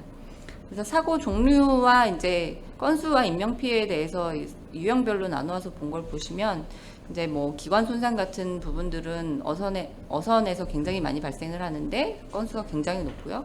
충돌 같은 경우에는 건수도 많지만 인명피해도 굉장히 많이 발생하는 사고 유형이라고 볼 수가 있겠습니다. 안전사고도 일단 조업 중에 발생하는 인명피해가 대부분 안전사고로 잡히기 때문에 인명피해가 굉장히 큰 사고고요. 그래서 이런 여러 가지 유형의 사고들이 있는데, 가장 중요한 것은 뭐 육상도 마찬가지지만 인적 의료가 굉장히 큰 원인이라는 겁니다. 그래서 인적 의료가 저희가 짐작을 하건대 한 85%를 차지를 하겠다라고 생각을 하고 있지만, 이 부분에 대해서 뒤에 향후 연구과제에서도 말씀을 드리겠지만, 그 인적 요인에 대한 부분, 그리고 원인 분류 체계에 대한 부분들이 굉장히 부족한 실정입니다. 그래서 데이터 수집 체계와 그 표준화에 대한 부분들이 굉장히 중요한 연구과제가 될 것 같습니다. 해양사고의 증가 원인은 굉장히 다양하겠지만, 그 중에 이제 첫 번째는 해양 안전 업무를 맡고 있는 기관이 너무나도 많다는 겁니다. 그래서 저희 공단이 작년에 새롭게 이제 해양 교통 안전에 대한 전담 기관으로 이제 업무를 진행을 하고 있지만, 지금까지 굉장히 다양한 기관에서 이 업무들을 수행을 해왔고, 또 데이터도 굉장히 많이 퍼져 있는 상황입니다. 그리고 또 선박의 노후화나 선원의 고령화도 될 수 있고, 그리고 특히 이제 요새 낚시 굉장히 붐이죠. 낚시 어선이 확 늘어나는 거, 그리고 레저 선박도 엄청 늘면서 이제 사고가 많이 늘어나는 상황입니다. 이런 여러 가지 증가 원인들이 존재를 하고요. 그래서 제가 빅데이터실에 지금 몸을 담고 있기 때문에 빅데이터 기반으로 해양교통 안전관리의 목표를 잡자면, 일단 첫 번째로 빅데이터의 통합 플랫폼을 구축을 하는 것이고, 그래서 내부적으로 이제 데이터를 표준화하고 정보 제공에 대한 협력 체계를 구축하는 것, 그리고 빅데이터의 공유 플랫폼을 운영을 해서 R&D에 대한 연구 지원도 하고, 이 정보를 개방하고 공유해서 많은 연구자분들께서 이 일을 통해서 많은 연구들이 수행될 수 있도록 하는 이런 거버넌스를 구성하는 것이 사실 큰 데이터 생태계를 구성하는 것이 큰 목표라고 볼 수가 있겠습니다. 그래서 제가 생각하고 있는 향후 연구 과제를 말씀드리기 전에, 저희가 지금 물론 신생아 수준의 1년밖에 안 된 신생실이지만 지금까지의 노력을 잠깐 말씀을 드리면, 사실 공단에서 하고 있는 모든 사업은 법적 근거 없이는 사실 어려움이 많습니다. 그래서 일단 저희가 해양 사고 데이터에 대한 통합, 수집, 그리고 관리, 분석, 그리고 정보 제공까지 이 부분에 대한 법제화를 추진해서 해사안전법 지금 개정하는 부분들을 진행을 하고 있고요. 그리고 유관기관과 협력을 강화를 해서 저희가 갖고 있지 않은 데이터들을 같이 공유를 해서 협력 분석을 한다든지, 그래서 저희 뭐 기상청과 그리고 해양환경공단, 그리고 공제 데이터를 보유하고 있는 해운조합 등 여러 이제 기관들과 이제 같이 분석 협력 혹은 데이터 협력에 대한 강화를 하고 있고요. 그리고 올해 지금 플랫폼 구축을 위한 ISP 사업을 해서 내년도부터 플랫폼 구축을 예정을 하고 있습니다. 그리고 내부적으로도 저희가 시범 분석을 계속하고 있는데, 이 시범 분석을 통해서 저희가 데이터를 가지고 앞으로 활용할 수 있는 기회와 가능성들을 계속 저희 유관기관들 분들에게 공유를 하고, 그래서 이 데이터의 중요성, 그리고 이 협력체계, 이 거버넌스에 대한 중요성을 계속 설득하고 있는 중입니다. 여기서 잠깐 말씀드리면, 정말 이 연안, 대한민국 연안을 중심, 제가 이거 해양 사고를 이렇게 찍어본 건데요. 연안을 중심으로 굉장히 빼곡하게 지금 사고가 발생을 하고 있습니다. 그래서 이런 부분들을 저희들이 좀 저감하기 위해서 많은 노력들이 필요한 상황이고요.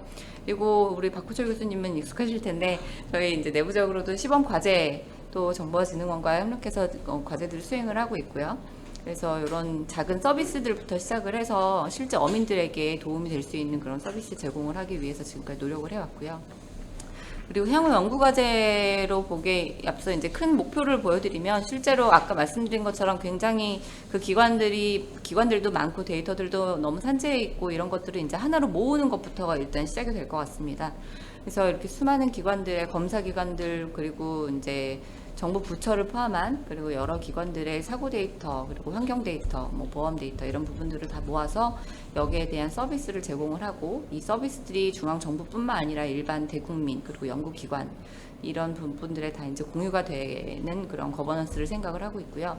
여기서 이제 이 서비스들이 다양한 서비스에 도출되기에 앞서서 이제 이런 부분들에 대한 분석과 모델링들이 필요할 거라고 생각이 됩니다. 그래서 향후 연구과제 계속 앞서 말씀드린 바와 같이, 사실 세이프티 매니지먼트 시스템 다들 익숙하실 텐데요. 거기에 이제 4가지 필러가 있죠. 그래서 그 4가지 필러에 해당되는 부분들이라고 보시면 되겠습니다. 일단 이 해양교통 안전에 대한 빅데이터 거버넌스가 일단 제일 필요할 거라고 봅니다. 저는 이제 데이터에 대한 생태계를 구성해야 된다고 계속 여러 차례 얘기를 하고 있는데, 이 거버넌스 그 플랫폼의 이해 관계자, 그리고 전문가 의견, 이런 것들을 통해서 앞으로 이 시범 운영하고 실용화하는 방안과 절차를 마련하는 것, 그리고 현재의 데이터는 어떤 것들이 있고, 이 목록을 저희들이 전체적으로 확인을 하고 이걸 표준화하고, 그리고 형식을 개발을 하는 것들, 그리고 저희 표준 원인 분류 체계, 이거 SMS 할 때도 저희들이 한번 크게 R&D 과제를 진행을 했던 건데, 안전관리 시스템을 이제 실제로 개발을 하고 운영을 하기에 앞서서 이 표준 분류 체계에 대한 개발, 그리고 국가 해양 안전 정보에 대한 수집과 분석 체계 개발하는 부분이 필요할 것이고요.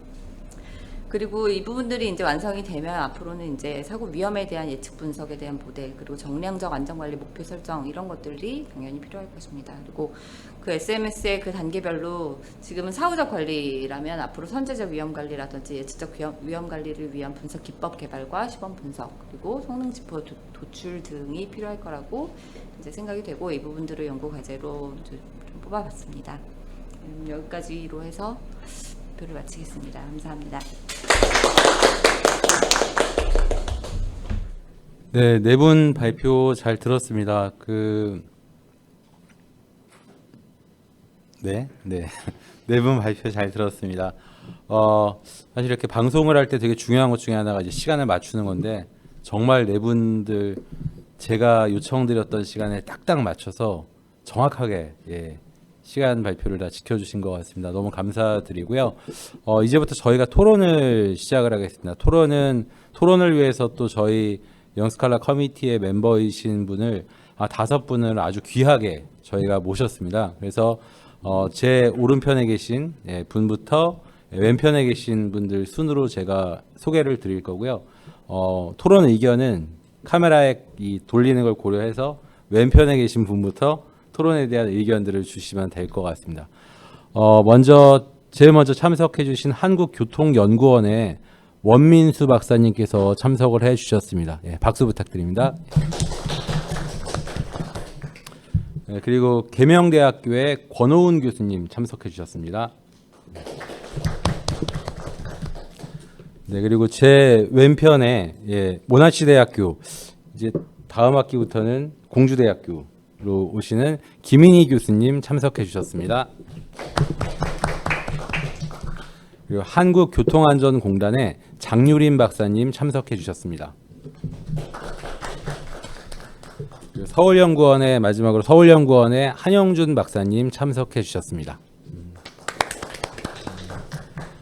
약간 발표자분들에 대해서도 개인 소개 본인이 하셨으니까 또 한영준 박사님도 의견 제시해 주시면서 본인 소개도 간단하게 짧게 해주시면 좋을 것 같고요. 시간은 5분을 드리겠지만 혹시 모르니까 한 4분 정도에 맞춰가지고 의견 주시면 감사하겠습니다. 네, 안녕하십니까. 한영준입니다. 저는 서울연구원 교통시스템 연구실에 있고요. 저희 연구원은 서울의 도시교통 정책을 전반적으로 담당을 하고 있습니다. 그래서 아주 재밌고 요즘 특히 좀 다이나믹한 상태가 많이 발생하기 때문에 서울의 교통에 많은 관심을 부탁드리고 저희도 열심히 할 것을 다시 한번 말씀을 드립니다. 오늘 4건의 발표가 다 너무 흥미롭고 재밌어서 사실 뭐 제가 관심 가는 한두 가지 주제만 토론을 좀 할까 하다가 다 해야겠다는 생각이 들어서 빨리빨리 진행을 하겠습니다. 우선 처음에 김지원 교수님 발표하신 이 연구는 요즘에 특히 제일 주목받고 또 관심을 받는 분야가 아닐까 싶습니다. 저희가 최근에 그 코로나 관련된 온라인 토론회를 이제 다른 도시랑 같이 한 적이 있었는데요. 그때도 각 도시에서 얘기하는 사항들은 우리는 방역을 잘해서 다행히 대중교통을 통한 확산은 많이 없었다라는 게 각 도시들의 이제 발표 내용이었고, 좀 아쉬웠던 점은 앞으로 어떻게 해야겠다라는 내용이 좀 없었습니다. 근데 오늘 발표해 주신 내용을 반영하면 좀 훌륭하게 저희가 좀 더 대응을 잘할 수 있지 않을까 생각을 하고요. 특히 방역 자원의 한계가 봉착을 했을 때 저희는 지금은 사실은 어떻게 보면 무차별적으로 방역을 시행했고 또 무슨 문제가 발생하면 사후 대응적으로 방역을 했는데 방역 자원의 한계가 됐을 때는 이 연구에서 나오는 어떤 확률이 높은 곳을 중점적으로 함으로 인해서 보다 효과적으로 할 수 있을 것 같습니다. 다만 저희가 이제 현재 시스템 서울의 경우로 말씀을 드리면 도시철도 안에서의 사람의 움직임을 확인하는 건 상당히 어렵거든요. 그래서 말씀해 주신 내용을 적용하기에 어느 정도 좀 어려움이 있어서 좀 후속적인 연구가 좀 필요할 것 같고, 또 방역을 완료를 해서 요즘에는 저희가 이제 클린 존 이렇게 좀 말기를 하고 있는데, 방역을 완료를 해서 어떤 시설에 대한 위험성이 어떻게 보면 리셋이 됐을 때, 제로가 됐을 때 그 상황을 어떻게 연구에 포함시킬 수 있을까, 이런 좀 의문이 들었습니다. 하지만 저희가 이제 마스라든지 이런 걸 통해서 다양한 정보 제공을 하려고 계획을 가지고 있고, 특히 이 코로나 사태를 통해서 감염의 위험도 좀 긍정적인 표현으로 바꾸면 감염의 안심도도 표현해야겠다라는 생각을 하고 있었는데, 아주 발표해 주신 연구를 통해서 큰 도움이 될 수 있지 않을까라고 생각을 합니다. 그다음에 두 번째 박호철 교수님 발표는 저도 이 분야에서 주로 연구의 주제를 잡고 있기 때문에 너무너무 관심이 많이 가는 상황이었고요. 저도 연구를 하면서 느낀 게 이 안전의 문제가 결국은 사람의 생명과 직결이 되다 보니까 이 문제가 해결이 되지 않으면 자율주행이 참 쉽지 않겠구나라는 생각을 계속하고 있습니다. 그래서 그런 면에서 봤을 때, 그리고 또 이번에 코로나 사태로 봤을 때 좀 주제를 확장을 시키자면, 저희가 자율주행을 이용하는 수송의 대상을 지금까지는 대부분 사람으로 봤었는데 이제는 화물로 좀 확장하고, 화물을 하게 되면은 안전성에 대한 우려도 상대적으로 좀 적어질 수가 있고, 크기에 따른 소형 대형 화물에 대한 그런 대응도 좀 가능할 것 같아서 소송의 대상을 좀 바꾸면 어떨까 이런 생각들을 좀 하고 있고요. 비슷한 상황으로는 우리가 자율주행차의 어떤 목적을 이동성이라고 봐서 어떤 이제 교통의 목적을 달성을 하는데 이동성보다는 접근성, 이렇게 무슨 말하면은 취약 시간대에 접근성을 제공해주는 의미, 뭐 이런 걸로 좀 확대를 하면 조금 더 빨리 접근할 수 있지 않을까 생각을 합니다. 그리고 혼합교통료에 대한 문제가 말씀하신 것처럼 큰 문제인데, 그래서 저희가 뭐 차량을 만들진 않지만 저희가 자율주행차는 사람보다 우수한 뭐 휴먼 어버브라고 생각을 하지만 사실은 그 전에 휴먼 라이크, 사람과 비슷한 형태로 가야 되지 않을까 그런 생각을 합니다. 그리고 이 앞에 두 가지에서 이제 둘 다 확률에 대한 얘기를 하셔서 이거는 제가 전문가라기보다는 그냥 일반 시민의 입장에서 생각을 해보면 그 확률이 항상 애매한 부분에 문제가 되잖아요. 40% 50%면 어떻게 하라는 거지? 위험도가 50%면 어떻게 하라는 거지? 그래서 그런 고민이 생길 수 있기 때문에 이 확률을 제시하는 거를 넘어서 사실은 이용자 입장에서 OX를 제공해 주는 게 사실 제일 좋거든요. 그래서 좀 명확하게 좀 발전을 시켜야 되지 않을까 이런 생각을 좀 했습니다. 그리고 세 번째, 송태진 교수님은 증거 기반 의사결정 지원 체계는 저희가 정책연구원이기 때문에 역시 아주 관심 있게 봤었는데요. 말씀하신 빅데이터를 구축하는 것은 정말 중요하고, 특히 장기적 관점에서 시공 관점 플랫폼을 구축해야 되는 것은 너무나 저도 공감하고 좋은 주제를 제시해 주신 것 같습니다. 다만 저희가 실제로 이제 일을 하다 보면 어려운 게 이 데이터가 너무 다양한 기관에, 특히 민간 쪽에 분산이 되어 있다 보니까 이걸 통합하는 방식이 참 어려웠거든요. 그래서 교수님께서 이 플랫폼 쪽으로 특화돼서 연구를 많이 하시고 계시다고 하니까 이런 데이터를 모으는 거를 한번 좀 주도해 주셨으면 좋겠고요. 그리고 저희가 빅데이터 하면서 항상 아쉬운 게 데이터가 너무 일관성이 없어, 과거 데이터가 너무 없어, 이런 문제가 있는데 10년 후에 또 다른 이제 저희 또 후배들이 연구를 할 때 자 10년 동안 구축 이렇게 해놨다라고 좀 보여줄 수 있는 걸 하면 참 좋겠다 이런 생각을 좀 했습니다. 그리고 노윤아 박사님 연구는 참 잘 모르지만 그래도 흥미가 가는 부분이었는데요. 해양교통이라는 게 선박 위치를 제 생각에는 추적을 계속 하고 있었을 것 같아요. 그러면은 어떻게 보면은 그 자율주행, 저희가 그 커넥티드 오토메이티드 하는 부분에서 커넥티비티는 상당히 다른 수단에 비해서 앞서 있을 것 같아서 이 해양교통으로 인해서 다른 교통수단에 대해 시사점을 좀 줄 수가 있을 것 같고, 또 빅데이터를 구축할 때는 해양교통은 다른 수단에 비해서 레저의 비중이 좀 높다 보니까 뭐 문화 콘텐츠라든지 사회 변화라든지 이렇게 좀 생각지도 못했던 분야를 통합을 시키면 더 재밌는 빅데이터를 구축하고 의미 있는 연구를 하실 수 있지 않을까 뭐 이렇게 생각을 합니다. 예, 감사합니다.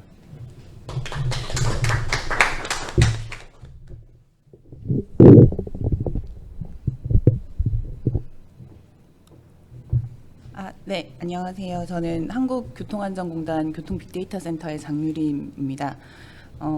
저희 교통안전공단은 다 잘 아실 테고, 저희 빅데이터 센터는 뭐 말이 빅데이터 센터지 별의별 일을 다 하고 있습니다만 제가 주로 하고 있는 연구는 뭐 그 아까 송태진 교수님 말씀하셨던 그 빅데이터 플랫폼 관련해서도 하고 있고요. 그리고 뭐 버스나 택시 관련한 데이터 수집 부분을 위한 시스템 구축이나 운영도 함께 하고 있고요. 그리고 이 데이터를 활용해서 좀 공단이 해야 될 사업을 지원하기 위한 뭐 시스템 구축이나 데이터 분석이나 뭐 이런 부분들도 진행을 하고 있습니다.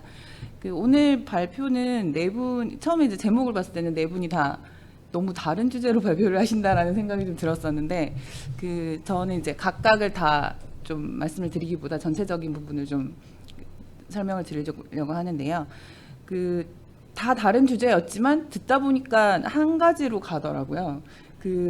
교통카드 데이터를 활용하셔서 이제 뭐 감염병 예방 관련 예측 정보를 제공하시는 거나, 자율주행 데이터가 있어야 이거에 대한 안전 관리를 위한 어떤 예측 모델 개발이 필요할 거고, 송태진 교수님 말씀하신 것처럼 이 증거 기반도 마찬가지로 기존에 쌓여 있는 데이터를 기반으로 해서 실제 데이터를 기반으로 해서 어떤 정책을 수립하거나 연구를 하거나 하자는 그런 방향이어서 전반적으로 이 데이터가 정확하게 우리가 사용할 수 있을 정도의 어떤 수준으로 관리가 되어야만 이 연구들이 다 제대로 수행이 될 수 있지 않을까라는 생각을 했습니다. 지금 최근에 빅데이터 플랫폼 구축 사업도 많이 하고 있고, 저희도 공단 안에서도 사실 시스템이 저희가 그 교통안전공단 안에 있는 시스템이 70개가 넘는다고 하더라고요.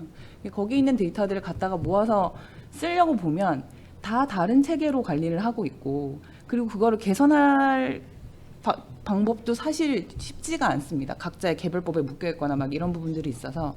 그래서 제가 오늘 생각했던 거는 그 이런 젊은 우리 학자분들이 다 방향을 좀 제시를 하는 연구를 했으면 좋겠다라고 생각이 들었던 게, 교통에서 활용할 수 있는 데이터를 어떤 표준 안으로 할 건지, 그리고 뭐 같은 도로 데이터라고 하더라도 수집 기관에 따라서 뭐 그 수집하는 레벨도 다르고 표준도 다르기 때문에 그 이런 앞으로 수집할, 아까 한영준 박사님도 말씀하셨지만 지금도 예전 데이터를 보면 맞지 않아서 활용할 수가 없다라고 얘기를 했는데, 향후에는 그렇지 않게 하기 위해서 있는 데이터를 모으는 것도 중요하지만 모으면서 앞으로 어떻게 모을 건지에 대한 부분도 저희가 연구를 하는 것이 좀 바람직할 것 같다라는 생각이 들었고요. 그리고 마지막으로 이제 노윤아 박사님 발표는 저희가 그전에도 사실 교류가 좀 있긴 했지만 저희 공단하고 굉장히 유사합니다. 육상과 해상인 것만 다를 뿐이지 굉장히 유사한 부분들이 많고, 데이터 수집이 어려운 부분, 뭐 저희도 이제 교통사고 데이터 같은 경우에는 경찰에서 관리를 하기 때문에 가지고 오기가 굉장히 어려운데, 해양도 마찬가지로 해경이 관리를 하기 때문에 가지고 오기가 굉장히 어렵다라는 얘기를 들었어요. 그래서 좀 유사한 부분들이 많이 있고 어려운 부분들도 비슷하게 어려워서 이런 부분들을 뭐 좀 같이 연구를 하면서 풀어갈 수 있는 기회가 됐으면 좋겠다라는 생각을 했습니다. 이상입니다.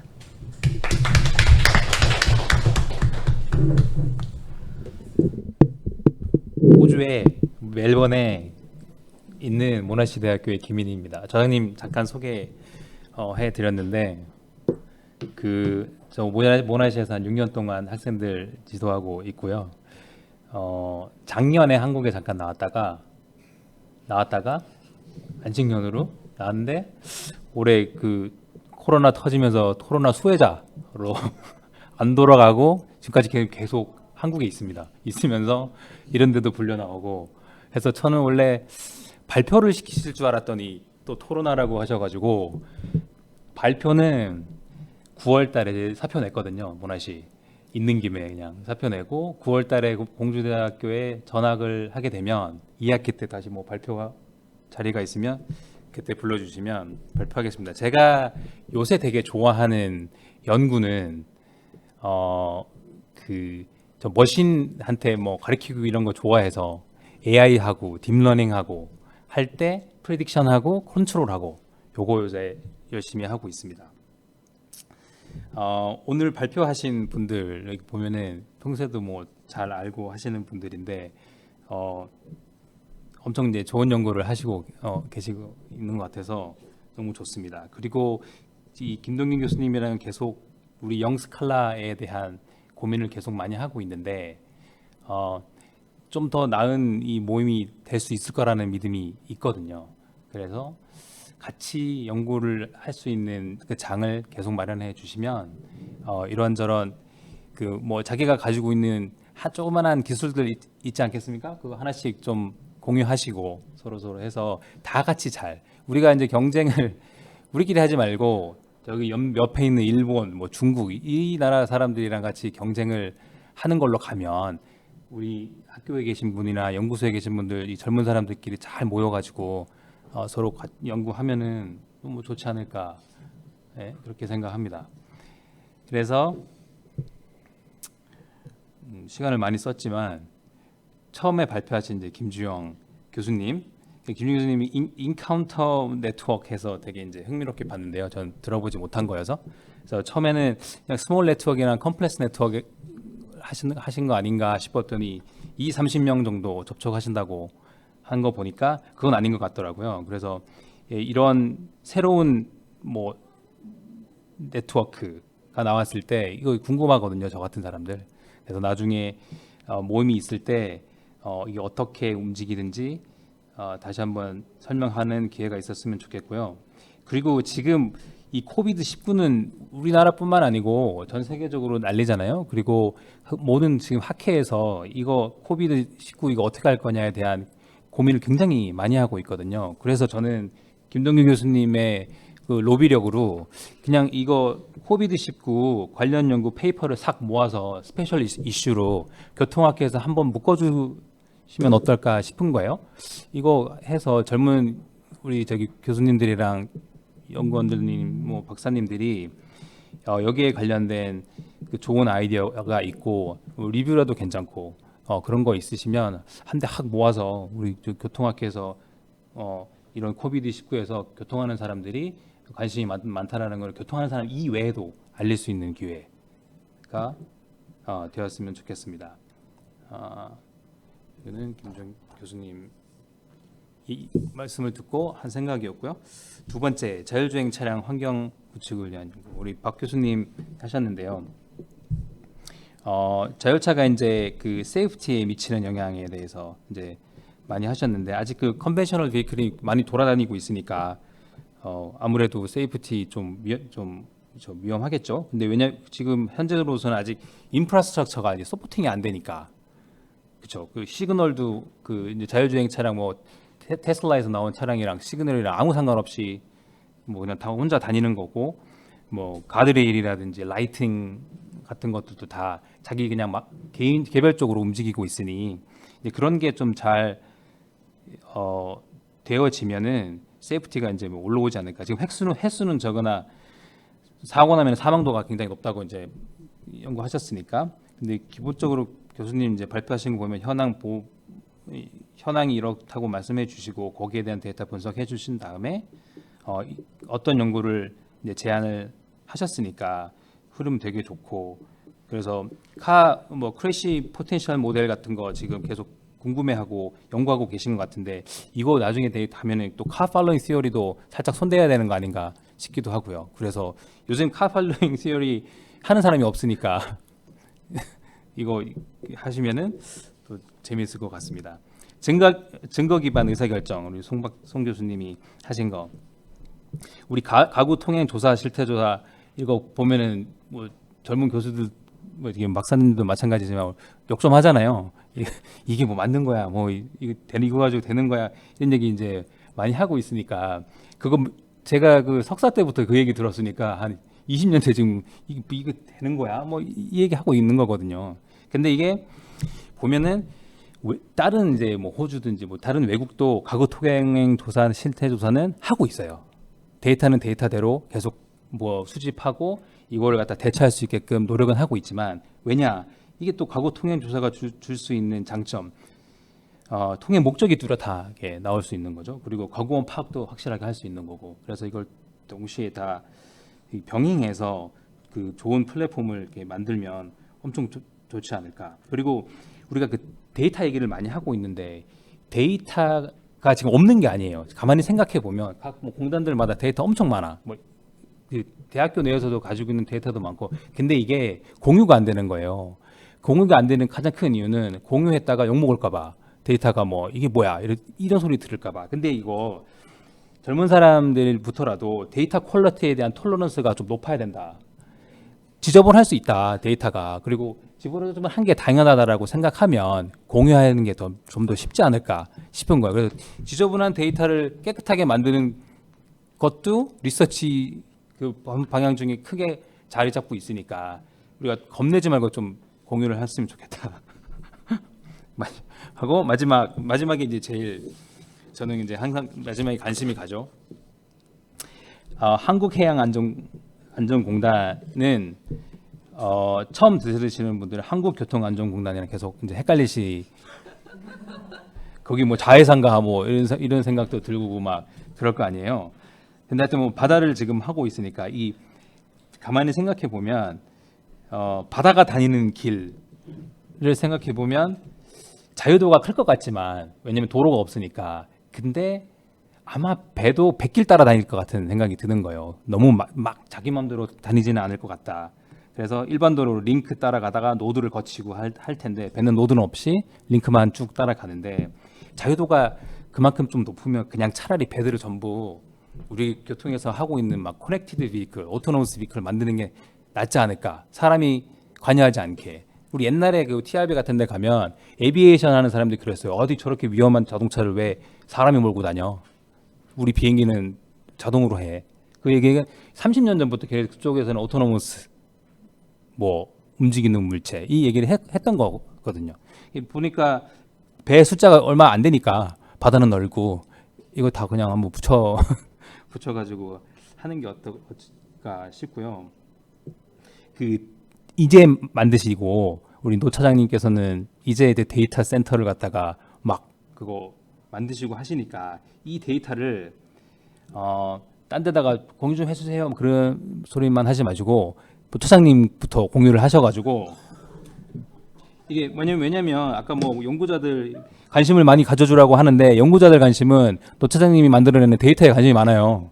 그러면 누구든지 공단에 있는 저기 장 박사님도 마찬가지. 공단에 있는 데이터를 이용할 수 있다면 거기서 진짜 별빛 같은 아이디어가 나옵니다. 이거 같이 프로젝트 하는 그 사람들끼리만 이렇게 하면 생각이 갇힐 수 있으니 그걸 공유시키면요.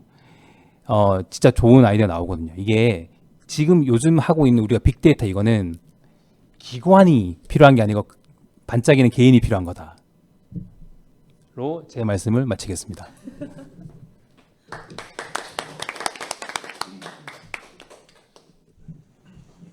안녕하십니까. 대구에 있는 계명대학 교통공학 전공의 권오훈입니다. 저는 개인적으로 이제 연구 분야는 교통 데이터를 많이 가지고 분석을 했습니다. 분석도 하고 관련된 내용으로 이제 연구를 많이 진행을 하고 있는데요. 저는 뭐 사고 데이터라든지 운영 데이터라든지 여러 가지 데이터를 많이 지금 가지고 연구를 하고 있고요. 또 오늘 또 마침 네 분께서 발표해 주신 내용이 다 데이터 기반의 이 데이터를 이용한 연구 결과물을 가지고 다 말씀해 주셔가지고 발표를 굉장히 잘 들은 것 같습니다. 앞서 또 김민희 교수님께서 굉장히 재미있게 많은 말씀을 해주셨는데 시간이 좀 많이 지난 것 같아요. 그래서 저는 조금 좀 줄여가지고 빨리 얘기하도록 하겠습니다.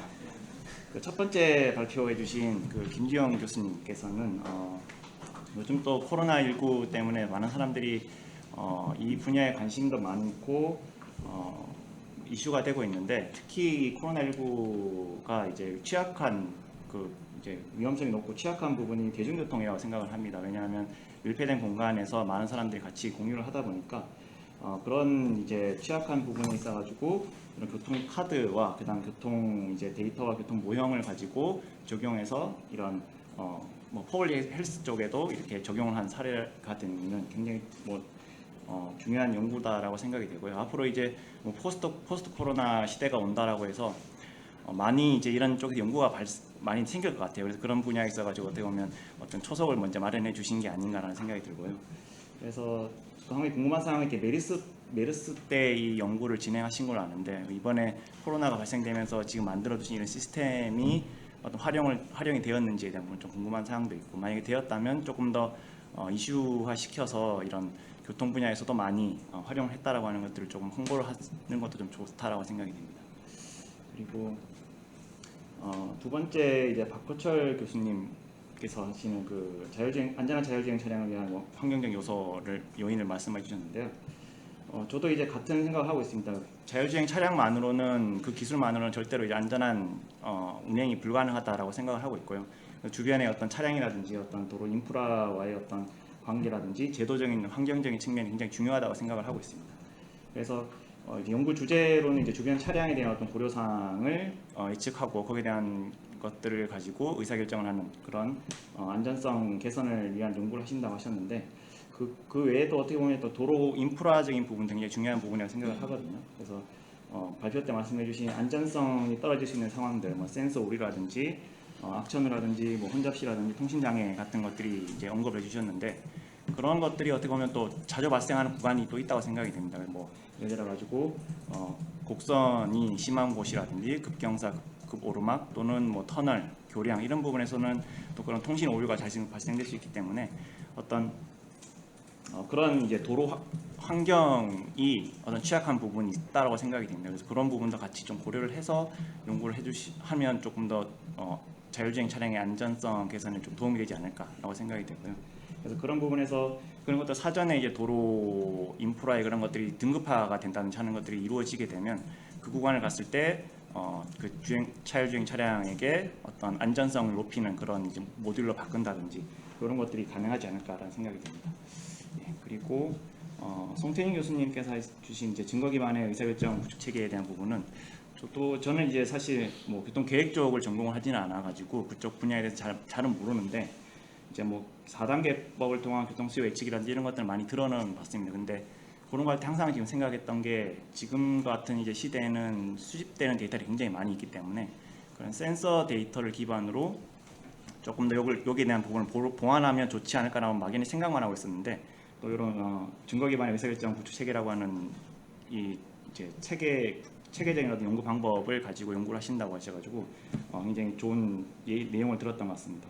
그래서 뭐 매년 뭐 한국교통연구원이나 지자체에서 교통 기초조사를 하고 OD 분석하고 현행화하고 그다음에 전수한 다음에 뭐 장래 교통 수요 예측을 하고 있는데 그런 분야에서 이런 이제 많은 빅데이터라고 하는 부분을 같이 보완을 해서 사용하게 되면 또는 그게 어떻게 보면 나중에 되면 이제 또 주가 되는 그런 방법이 될 수도 있다고 생각이 되고 한 가지 이제 좀 이런 이제 연구를 하는데 어려운 부분이 있다고 생각되는 부분이 아무래도 데이터의 수집이라든지 통합이라든지 가공을 해야 되는 부분이 있고 또 각 데이터의 액세스가 다 가능해야 되고 그다음에 어떤 데이터가 어떻게 있는지를 모르기 때문에 그런 것들을 어떻게 하면 통합을 시킬 것이냐 세계적으로 내가 하고자 하는 연구에 어떤 데이터들을 사용해야 될 것이냐 그런 것들을 좀 사례를 많이 만들어주면 좋을 것 같아요. 그래가지고 이제 교수님께서 이런 연구를 많이 해두시면 그게 좋은 이제 기반이 될 거라고 생각이 되고요. 마지막으로 이제 해양교통안전 분야에서 이제 노현아 박사님이 하시는 연구는 제가 또 노현아 박사님이랑 개인적인 친분이 있어가지고 좀 많이 얘기를 많이 듣고 했었는데